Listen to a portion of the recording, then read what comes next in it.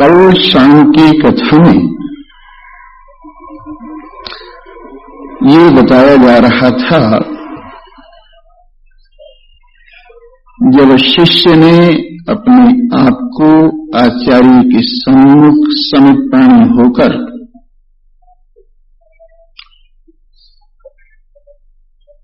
उपस्थित किया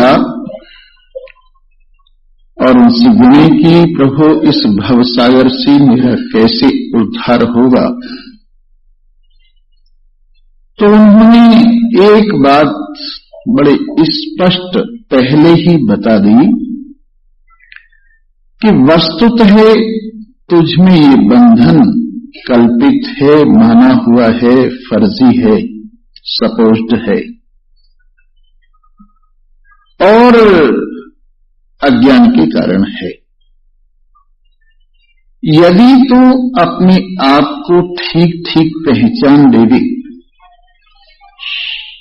तो ये अज्ञान और अज्ञान से आगे जन्मने वाला बंधन परिपूर्ण रूप से निवृत्त हो जाए।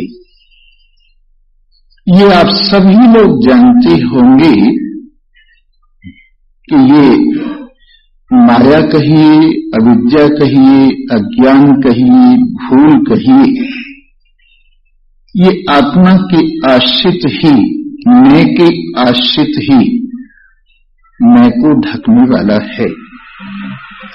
इसीलिए मैं में बंधन की प्रतीति होती है और मैं का ज्ञान, आत्मा का सही ज्ञान, यही इस बंधन की निवृत्ति का हेतु है, जो अज्ञान जन्य कल्पित बंधन है। जब उन्होंने ये कहा कि वास्तव में तेरा बंधन नहीं है,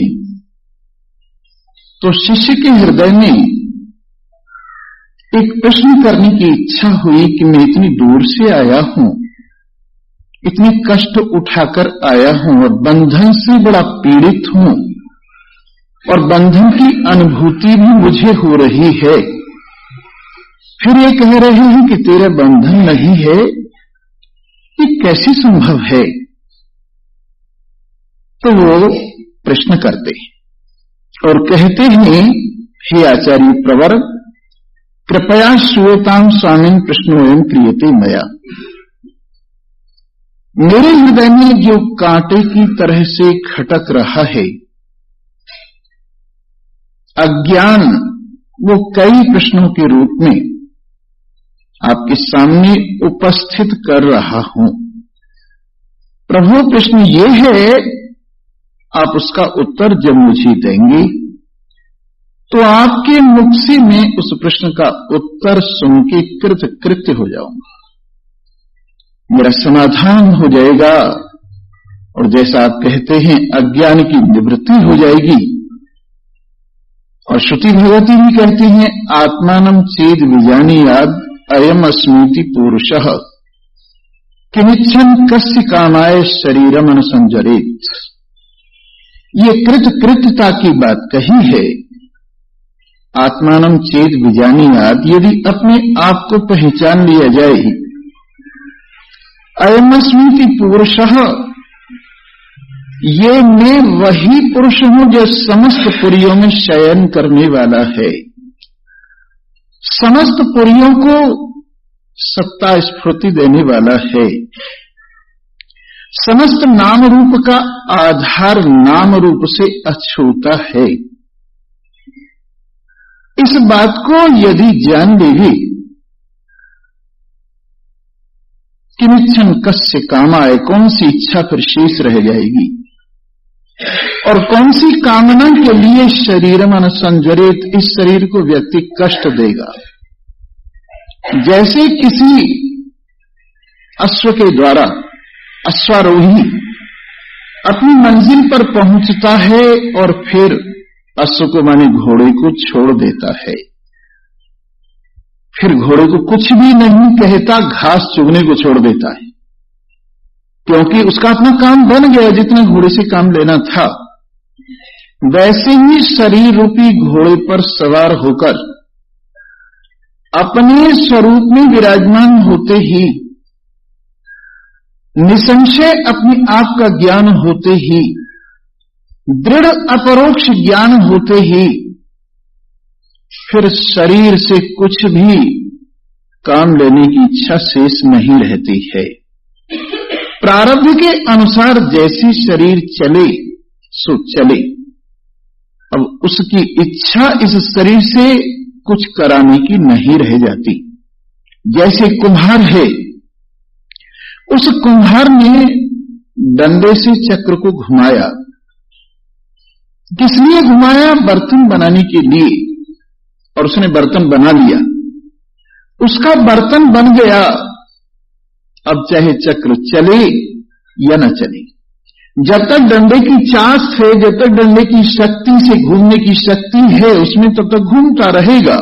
लेकिन घूमता रहे या रुक जाए, इससे अब कुम्हार को कुछ भी नहीं करना, क्योंकि उसका घड़ा बन गया है। वैसे ही प्रारब्ध के डंडे से ये शरीर का जो चक्र घूम रहा है, जिसने इस पर आत्मज्ञान का बर्तन उतार लिया, अब चाहे शरीर का चक्र घूमे या न घूमे, उससे लेश मात्र भी आकांक्षा नहीं रह जाती उसके घूमने में या न घूमने में। इस प्रकार किमिच्छन कस्य कामाय शरीरम अनुसंजरे।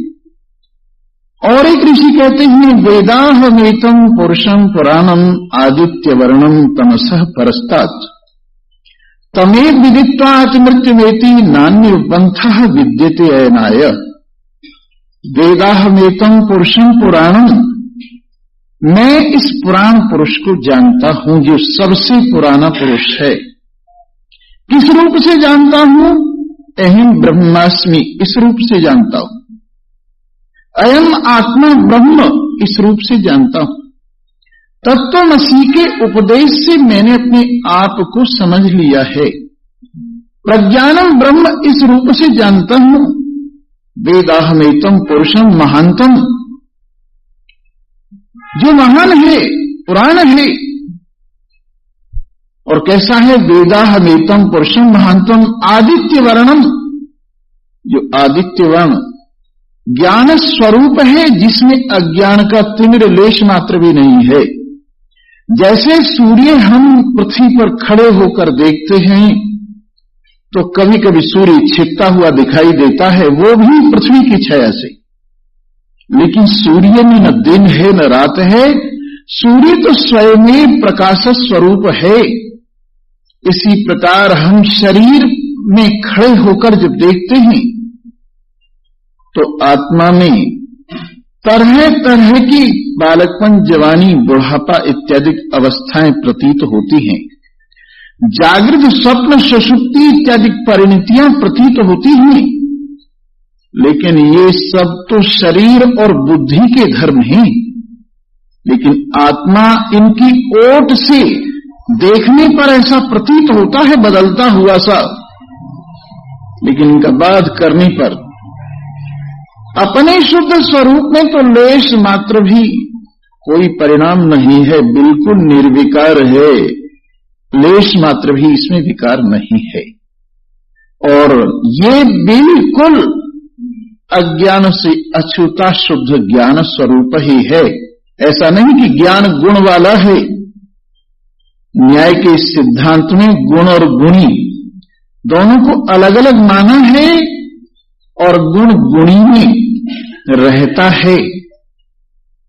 लेकिन ऐसा नहीं, वेदांत में तो ज्ञान स्वरूप ही है, ज्ञान इसका गुण नहीं है।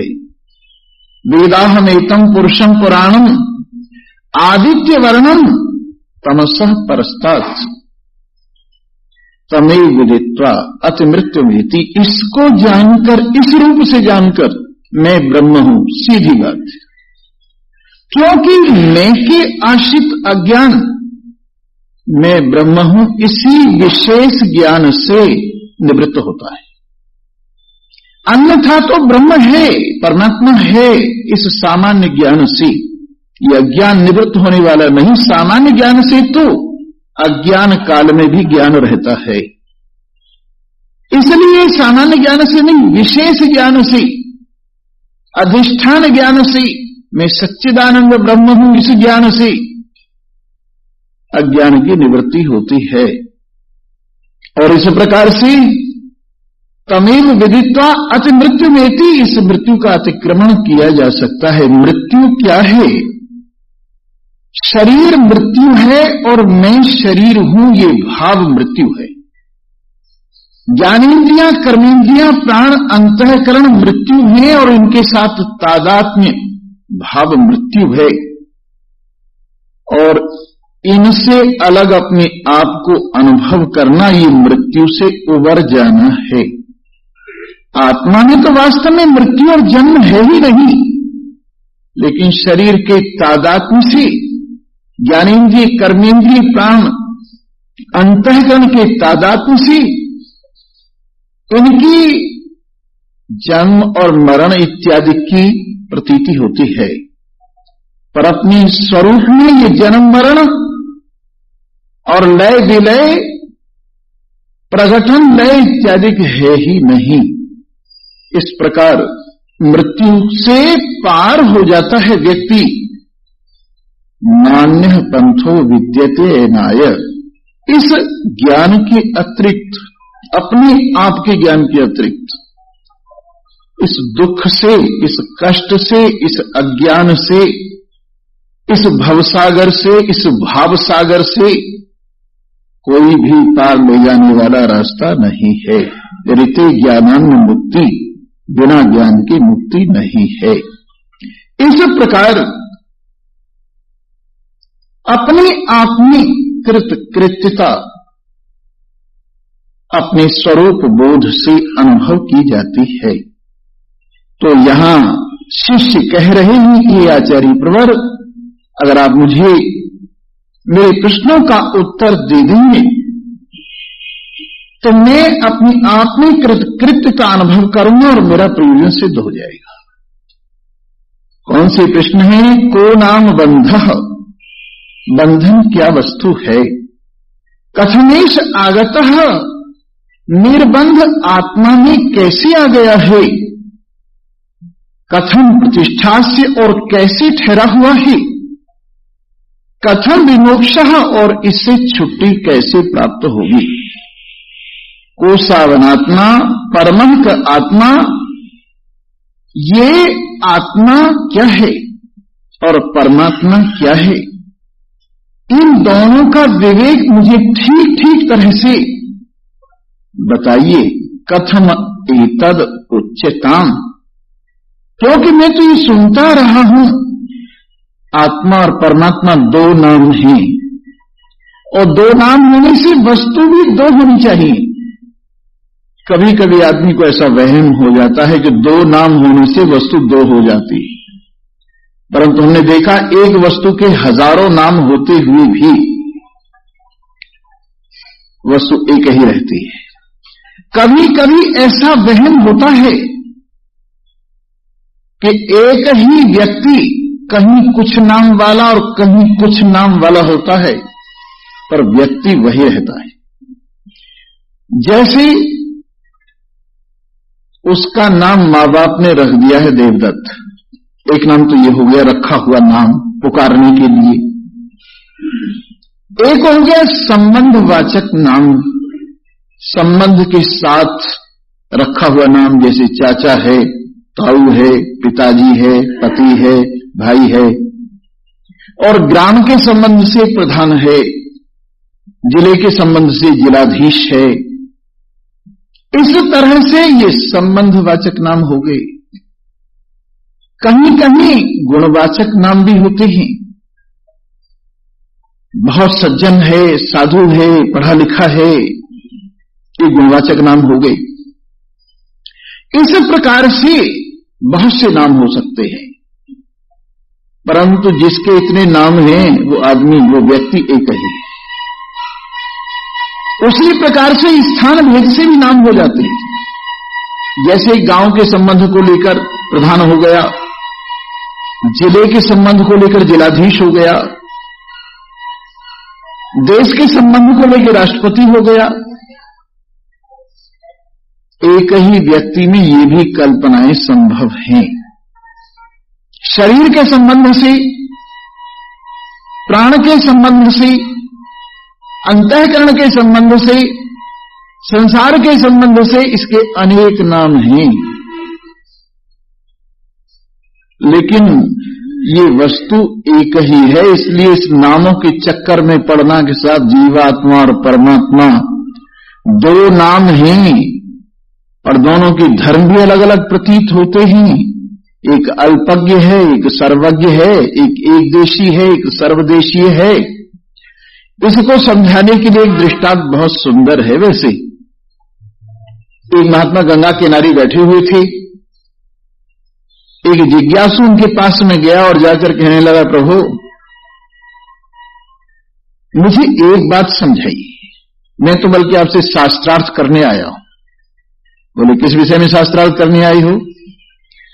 तुम जीव और ईश्वर को एक कहते हो, लेकिन मैं इस बात को मानने के लिए तैयार नहीं हूं। जीव अल्पज्ञ है, ईश्वर सर्वज्ञ है। जीव एकदेशीय है, ईश्वर सर्वदेशीय है। जीव की सामर्थ्य अल्प है, ईश्वर की सामर्थ्य अधिक है। जीव में बंधन की प्रतीति होती है, ईश्वर में बंधन की प्रतीति है नहीं, बंधा हुआ है नहीं ईश्वर। माया के अधीन है जीव और माया का अधिपति है ईश्वर। इन दोनों को आप एक कैसे कहते हैं? कहने लगे, इन तेरे प्रश्नों का उत्तर देने से पहले थोड़ा पानी पी लूंगी, गंगा जल पी लूं, उसके बाद उत्तर दूंगा। तो गंगा जल लिया, उनका कमंडल ले गए और गंगा जल भर के ले आए कि लो जी। अब वो उसमें झांक झांक कर देखने लगी। कहने लगे, क्या देख रहे हो? कि मैं ये देख रहा हूं ये गंगा जल है।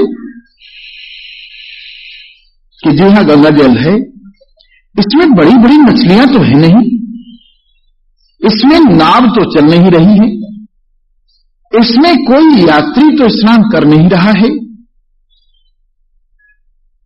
और ये बह भी नहीं रहा है, छोटे से देश में चुपचाप बैठा है। आप इसको गंगा जल कैसे कहते हैं? अरे महाराज, इस सीमा में, कमंडल की सीमा में सीमित होने की वजह से न तो इसमें नाव चलती हुई दिखाई देती, न नाव चल सकती है, न इसमें यात्री स्नान कर सकते हैं और न इसके अंदर बड़ी बड़ी मछलियां रह सकती हैं। परंतु चाहे मानो या न मानो, लेकिन है तो गंगा जल ही। ठीक है, बस तेरे प्रश्नों का उत्तर यही है। इस अंतःकरण की सीमा में सीमित होता हुआ सा, इस हृदय की सीमा से सीमित होता हुआ सा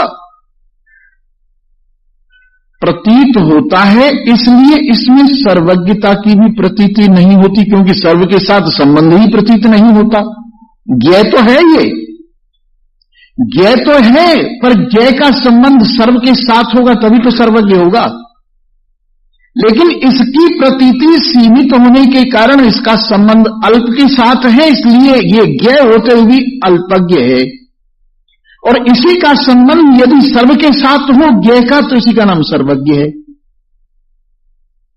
और इसी प्रकार से है तो ये देश काल वस्तु से अपरिछिन्न, लेकिन देश काल वस्तु की सीमा में प्रतीत होने के कारण सीमित प्रतीत होता है। और सीमित देश, सीमित काल और सीमित वस्तुता इसमें प्रतीत हो रही है, जो ईश्वर में नहीं है। उसमें असीम देश, असीम काल, असीम वस्तु है। तब उसकी समझ में थोड़ी थोड़ी बात आई। थोड़ी थोड़ी मैंने इसलिए कही है कि बहुत दिनों का जंग चढ़ा पड़ा है, बहुत दिनों का जंग चढ़ा पड़ा है इस भाव का कि मैं अल्पज्ञ हूं, असमर्थ हूं, दीन हूं, नाली का कीटाणु हूं। इसलिए ये जो दुर्भाव अपने आप में बिना बात माने बैठा है, ये जंग आत्मा का निरंतर श्रवण करने से निवृत्त होता है। इसलिए वेदांत में एक सूत्र आता है, आवृत्ति रसकृतोपदेशात्। इसकी बार बार आवृत्ति करनी चाहिए, क्योंकि इसका उपदेश अनेक बार हुआ है। शास्त्र में इसको अनेक बार इसलिए कहा है, पुनरुक्ति दोष नहीं है वो। एक चीज को बार बार कहना, बार बार कहना, कहीं कहीं पुनरुक्ति दोष माना जाता है, परंतु संशय से जिज्ञासु को रहित करने के लिए, उसके संशय दूर करने के लिए अनेक युक्तियों के द्वारा एक ही ज्ञान को कई बार समझाया है और साथ में बार बार आवृत्ति की है। जैसे कि छांदोग्य उपनिषद में तत्वमसि महावाक्य के द्वारा 9 बार 9 दृष्टांतों के माध्यम से यह समझाया है कि तू वही है। ऐसे बृहदारण्यक उपनिषद में 21 बार ये बात कही है, एष त आत्मा अंतर्यामी अमृतः। इसी प्रकार केनोपनिषद में कई माध्यम से, जैसे यन मनसा न मनते येन आहुर मनोमतम, जिसको मन मनन नहीं करता, मन जिसकी वजह से मनन करता है, तमेव ब्रह्म त्वं विद्धि नेदम यदिनम उपासते, इसी को तू ब्रह्म जान। और जो तू मन की कल्पनाओं को लेकर ब्रह्म समझकर उनकी उपासना कर रहा है, ये तेरा वहम है।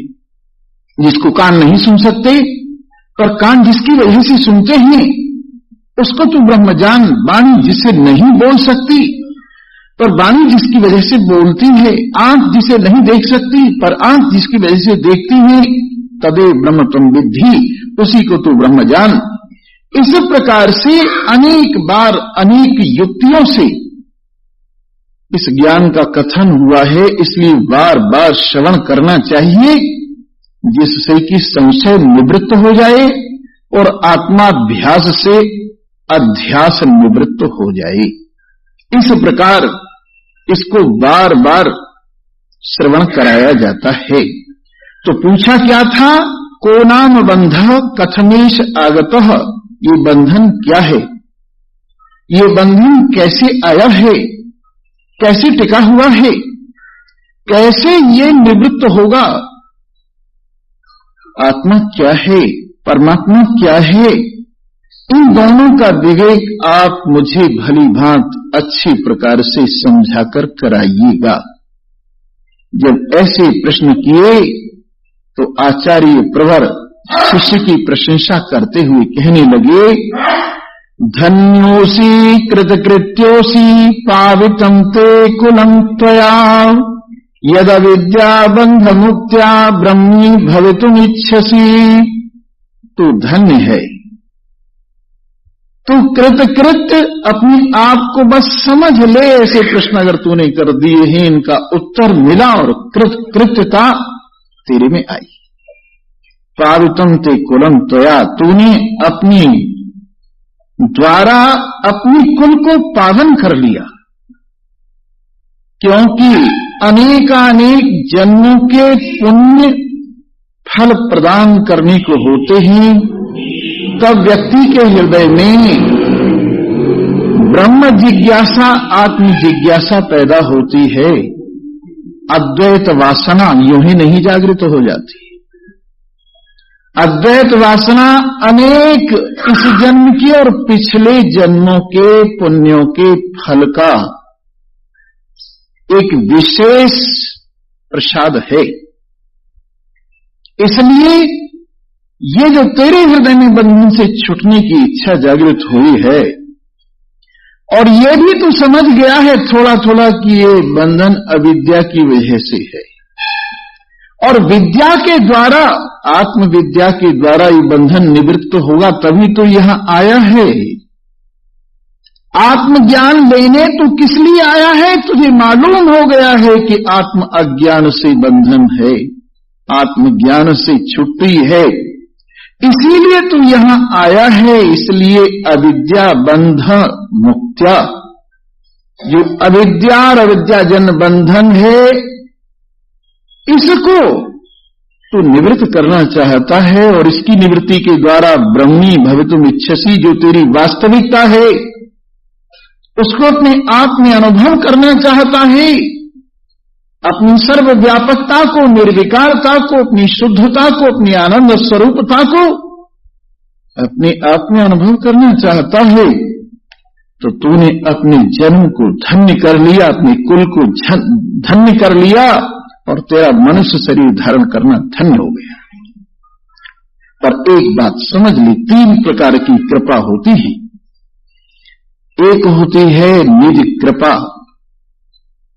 एक होती है शास्त्र कृपा और एक होती है गुरु कृपा। इनमें निज कृपा पहली चाहिए। अपने आप पर अपनी कृपा होगी तभी यहां आएगा, तभी गुरु कृपा होगी, तभी शास्त्र कृपा होगी। जब यहां आएगा ही नहीं आदमी, अपने पर अपनी कृपा ही नहीं करेगा, अपना प्रयत्न थोड़ा सा भी नहीं करेगा, तो फिर कैसे बात बनेगी। इसलिए ऋण मोचन करता रह पितु संति सुतादय। पिताजी ऋण छोड़कर परमधाम चले गए या यहां जीवित भी हैं, तो भी पुत्र इत्यादि पिताजी के ऋण को निपटा देते हैं। देखा गया है कि पिताजी के ऋण को पुत्र इत्यादि निवृत्त कर देते हैं। अड़ोसी पड़ोसी भी निपटा सकते हैं, दूसरे निपटा सकते हैं, घरवाली भी निपटा सकती है। यानी ऋण से छुट्टी दिलाने वाले पिता के पुत्र इत्यादि हो सकते हैं, लेकिन बंध मोचन करता तू, इस बंधन से छुट्टी दिलाने वाला सस्मादन्योन कश्चन, अपने सिवाय दूसरा और कोई नहीं। तुम्हारी जगह में तो माताजी को कह दिया है, माताजी तू रोज कथा सुना कर। तो माताजी को तो तूने कह दिया और उसको कथा में बिठा आया, उस बिचारी को सुनाई भी नहीं देता और कथा में जाके सो भी जाती है। बोलो सच्चिदानंद। उसे तो धराया कथा में, रखाया कथा में, अब उसकी कथा सुनने का उसको फल मिलेगा। अब तेरे बंधन की छुट्टी थोड़ी हो जाएगी कि मां कथा सुन लेवे और पिताजी जो है वो उसका मनन कर लेंगे। इससे थोड़ी तेरे बंधन की निवृत्ति हो जाएगी। भाई, इस बंधन को छुड़ाने वाला तो अपने से अलग और दूसरा कोई नहीं है। अपने आप ही आत्मश्रवण करे, अपने आप ही मनन करे, अपने आप ही निधिध्यासन करे, तो ही बात बनेगी। और जिस जिसको भूख लगी हो वही वही भोजन करे, उसी की भूख भाग जाएगी। मस्तक न्यस्त भारादेर दुख मन्ये निवार्यते। देखा ये गया है कि सिर पर मस्तक पर भार रखा हुआ है और सामर्थ्य से ज्यादा भार है। आदमी भार के तले दबा जा रहा है कि इतनी में दूसरा कोई आता है कि अरे भाई बहुत भार है तेरी सिर पर, तो ला मेरे सिर पे रखवा, और उसने भार अपने सिर पे रख लिया तो उसका कष्ट दूर हो गया। अपने सिर पे रखे हुए भार को दूसरा कोई लेकर दुख से छुट्टी दिला सकता है। परंतु क्षुदाधिकृत दुखम तू, भूख इत्यादि का, प्यास इत्यादि का जो दुख है, बिना स्वेन केनचित, तू बहुत भूखा दिखता है भाई, मैं रोटी खाए लेता हूं तेरी भूख निवृत्त हो जाएगी, ऐसा नहीं हो सकता। तू बहुत प्यासा दिखाई देता है, मैं पानी पिए लेता हूं तेरी प्यास निवृत्त हो जाएगी। भाई अपने आप ही भूखा भोजन करे तो भूख भागे, और उसकी जगह पर दूसरा कोई भोजन कर लेगी तो भूख कैसे भाग जाएगी। पथ्यम औषध सेवाच क्रियते येन रोगिणा आरोग्य सिद्धि दृष्टास्य नान्यानुष्ठित कर्मणा। बीमार ही परहेज रखे और बीमार ही दवा खाए, बीमार ही परहेज रखे और बीमार ही दवा खाए। इसी से आरोग्य की प्राप्ति देखी गई है। और कोई उसके लिए दवा माताजी खा लेंगे और पिताजी परहेज रख लेंगे तो बेटे की बीमारी दूर नहीं हो सकती। आमतौर से तो लोग यही सोचते हैं कि हमें तो फुर्सत होती नहीं है, हमने तो भजन कराने के लिए बिठा दिया है एक आदमी, हमारे लिए वो भजन करता रहता है। चलो सकाम कर्म में तो ये माना भी जा सकता है कि भजन का फल संसार मान लिया जाए, तो वहां तक तो ये ठीक भी है कि इसका फल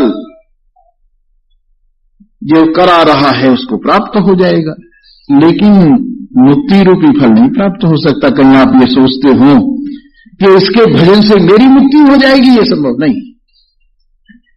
भजन कराने से, आपने भजन किसी से करा लिया है, उससे चाहे धन की प्राप्ति हो जाए तो भी आपकी प्रारब्ध के हिसाब से, उससे चाहे आरोग्य की प्राप्ति हो जाए, उससे चाहे संसार के और सुखों की प्राप्ति हो जाए, लेकिन मुक्ति नहीं हो सकती। मुक्ति तो तभी संभव है जब जो अपने आप में बंधन महसूस कर रहा है वो स्वयं ही श्रवण करेगा, मनन करेगा और निधिध्यासन करेगा। क्योंकि केवल भजन करने से भी मुक्ति हो जाती है क्या? केवल भजन करने से मुक्ति का दरवाजा खुलता है, पर श्रवण के बिना कल्याण नहीं होता, आत्मश्रवण के बिना कल्याण नहीं होता।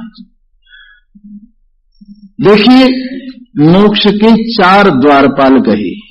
कितने द्वारपाल कहे? सम, संतोष, विचार और साधु समागम। कितने हैं? 4 द्वारपाल, सम, संतोष, विचार और साधु समागम। वैसे तो एक भी अगर इनमें से काबू कर लिया जाए तो चारों काबू में आ जाते हैं, लेकिन इन सब में साधु समागम ये सर्वश्रेष्ठ है। साधु समागम से विचार भी प्राप्त होता है, संतोष भी प्राप्त होता है और शम भी प्राप्त होता है। साधु समागम से विचार भी प्राप्त होता है, शम भी प्राप्त होता है, संतोष भी प्राप्त होता है। इसलिए बिना श्रवण किए, बिना साधु समागम के आज तक किसी का कल्याण केवल तप करने से या कहीं पर बैठकर ध्यान मात्र करने से कल्याण नहीं हुआ। हां, एकाग्रता जरूर आ जाएगी। हो सकता है कि अंतःकरण की पावनता से कुछ सिद्धियां भी प्राप्त हो जाए, लेकिन जहां तक ज्ञान का संबंध है, अपनी स्वरूप बोध का संबंध है, उसका तो एक उपाय श्रवण ही है। इसलिए इस वहम को मैं दूर करने की कोशिश कर रहा हूं। बहुत से लोगों का ये ख्याल है कि हम कथा सुननी कहां से आनी, नित्य नियम करना पड़ता है। सुबह सुबह नित्य नियम करते हैं, अब कथा वथा कहां से सुने? तो वो समझते कथा मानी कहानी, कथा मानी कहानी। कभी कभी ऐसा होता भी है, कहीं कहीं कथा कहानियां भी होती हैं, लेकिन कथा जहां अपने आप का विचार हो, जहां अपने आप का कथन हो, ग्रंथि तो लगी हुई है हृदय में, और झाड़ू लगाते फिरिए बाहर तो उससे बात बनने वाली नहीं। हृदय में गांठ लगी हुई है। आप ये सोचिए, आदमी को मोह बांधता है, परिवार नहीं बांधता। अगर मोह नहीं है तो परिवार के बीच में बैठा रहे, कहीं भी बंधन नहीं है। अगर काम नहीं है तो रूपवान व्यक्तित्वों के बीच में बैठा रहे, कहीं भी बंधन नहीं है। अगर द्वेष नहीं है, क्रोध नहीं है, तो किसी की शत्रुता बांध ही नहीं सकती। अगर लोभ नहीं है तो धन बांध ही नहीं सकता। संस्कार बांधते हैं, और संसार तो संस्कारों की छाया मात्र है। और ये संस्कार केवल एक संकल्प का नाम ही है, और संकल्प अपने आप से च्युति का नाम, अपने आप से अलग होने का नाम संकल्प है। अपने आप से जो नीचे की स्थिति है वो संकल्प फुरना है, और ये मोह के रूप में, काम के रूप में, क्रोध के रूप में, लोभ के रूप में, राग के रूप में, द्वेष के रूप में, मद मात्सर्य इत्यादि अवगुणों के रूप में हृदय के अंदर गड़बड़ करती रहती है। इसलिए विशेष ग्रंथि हृदय के अंदर है।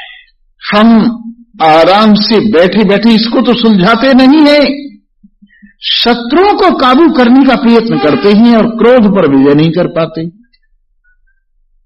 धन को इधर उधर फेंकते फिरते हैं, लोभ को विजय नहीं कर पाते। परिवार को गाली देते फिरते हैं पर मोह पर काबू नहीं कर पाते। संसार को बुरा कहते हैं लेकिन अपने आप को संभाल के नहीं रखते। इसलिए ग्रंथि तो लगी हुई है आपके और हमारे मन में। यहां ग्रंथि खुले, भिद्यते हृदय ग्रंथि छिद्यन्ते सर्व संशयाः क्षीयन्ते चास्य कर्माणि तस्मिन् दृष्टि परावरी। जैसे ही पर और अवर को व्यक्ति ठीक ठीक समझता है, आत्मा और अनात्मा को ठीक ठीक समझता है, हृदय की ग्रंथि भिद जाती है। अविद्या जो सत में असत बुद्धि और असत में सद्बुद्धि, जड़ में चेतन बुद्धि और चेतन में जड़ बुद्धि, आनंद में दुख बुद्धि और दुख में आनंद बुद्धि, और पावन में अपावनता की भावना और अपावन में पावनता की भावना, ऐसी विपर्यमति रूप जो अविद्या है वो इस विवेक से, पर और अवर के विवेक से निवृत्त हो जाती है, और यही ग्रंथि का छेदन है। विद्यते हृदय ग्रंथि छिद्यन्ते सर्व संशय, कोई संशय बाकी नहीं रहता। क्षीयन्ते चास्य कर्माणि, जैसे ही ये हृदय की गांठ खुलती है, वासना की रस्सी सीधी होती है, तो इस वासना की रस्सी में जो अज्ञान की गांठ लगी हुई है उसके खुलते ही ये ढीली हो जाती है, और सब कर्मों की लकड़ी जो सिर पे रखी हुई है वो गिर जाती है, और ज्ञान के द्वारा संचित निवृत्त हो जाता है। असंगता के द्वारा आगामी से संबंध नहीं होता, और प्रारब्ध भोग के साथ निवृत्त हो जाता है। और इस तरह से ज्ञानवान यही कर्म से छुट्टी पाकर यही इसी शरीर के साथ व्यक्ति छुट्टी पा जाता है। न हवै तस्य प्राणा उत्क्रामन्ते, उसके प्राण उत्क्रमण नहीं करते, किसी लोक में गमन नहीं करते।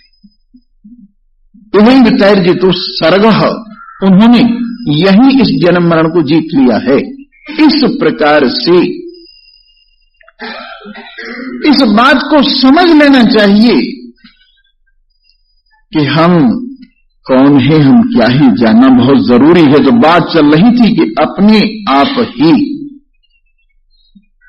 आत्मा का श्रवण, आत्मा का मनन, आत्मा का निधिध्यासन परम आवश्यक है, और अपने लिए कोई दूसरा कर लेगी उससे ये बात बनने वाली नहीं है।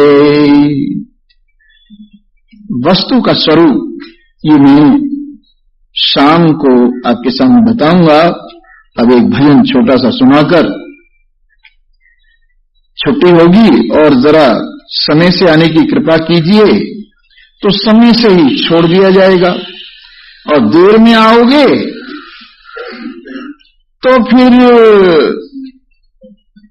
उतनी देर में छोड़ा जाएगा। तो हिसाब है। माया ने जगत भुलाना रे कैसे समझाऊं, माया ने जगत भुलाना रे कैसे, जिधर चलो माया का पहरा, जिधर चलो माया का मिट न आना जाना रे, कैसे समझाऊं मिट न आना जाना रे, कैसे माया ने जगत भुलाना रे, कैसे समझाऊं माया ने जगत भुलाना रे। ज्ञान ध्यान भक्ति के साधन, ज्ञान ध्यान भक्ति के पाने न दे ये ठिकाना रे, पाने न दे ये ठिकाना, आगे बढ़े बढ़े फिर आवे, आगे बढ़े बढ़े फिर अपना लक्ष्य न पाना रे, कैसे समझाऊं अपना लक्ष्य न पाना रे, कैसे माया ने जगत भुलाना रे, कैसे समझाऊं माया ने जगत भुलाना रे। कथन करें जग को समझाने, कथन करें जग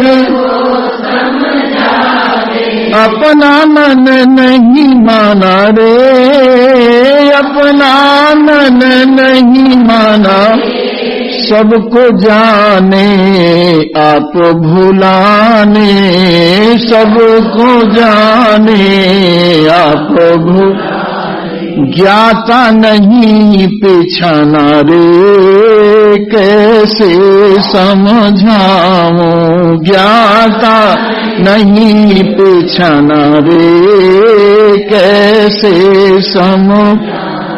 माया ने जगत भुलाना रे, कैसे समझाऊं माया ने जगत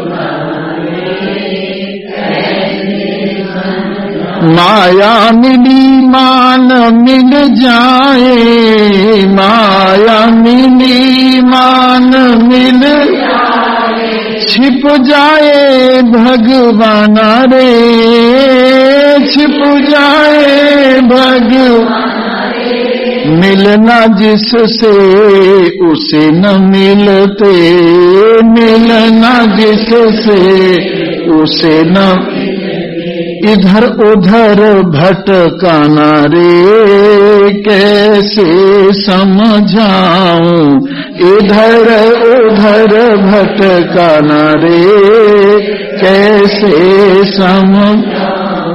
माया ने जगत भुलाना रे, कैसे समझाऊं माया ने जगत भुलाना रे, कैसे सर्वे भवन्तु सुखिनः, सर्वे सन्तु निरामया, सर्वे भद्राणि पश्यन्तु मा कश्चित् दुःखभाग् भवेत्। ओम शांति शांति।